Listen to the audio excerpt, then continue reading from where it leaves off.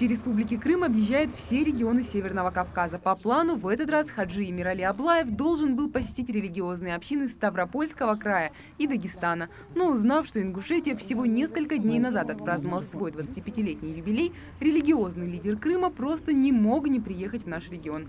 Для муфтия организовали экскурсию по мемориалу памяти и славы. Ингуши одни из первых приняли подданство Российской империи. Это происходило в тяжелые времена как для как раз и народов, живущих на Кавказе. Дикая дивизия, идущая в атаку последние минуты жизни защитника Брестской крепости Барханоева. Вагон-теплушка, который увозил наш народ в далекие степи Казахстана.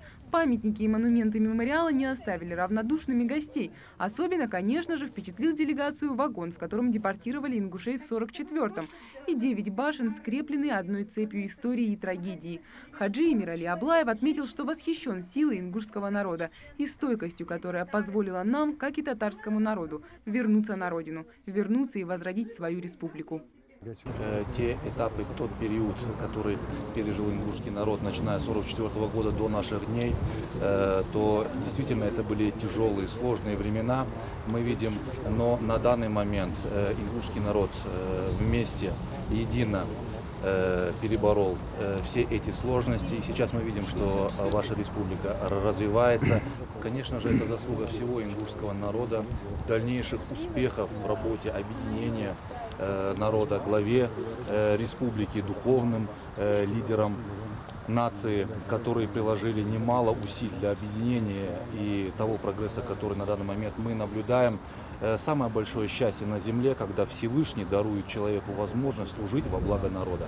Поэтому успехов и дальнейших процветаний, единства на пути развития.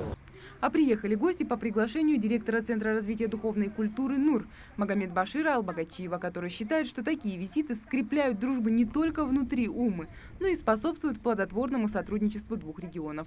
Это, конечно, очень важное мероприятие, так как это укрепляет дружбу народов, укрепляет наши связи. Это, я могу сказать с уверенностью, это первый визит вообще официальных духовных лиц Республики Крым, нашей республики. Этот визит муфтия в наш регион первый, но уж точно не последний, уверены члены крымской делегации. В будущем Духовный центр республики намерен наладить сотрудничество с религиозными общинами всего Кавказа. Мария Мистоева, Рахман Цуров, Новости 24.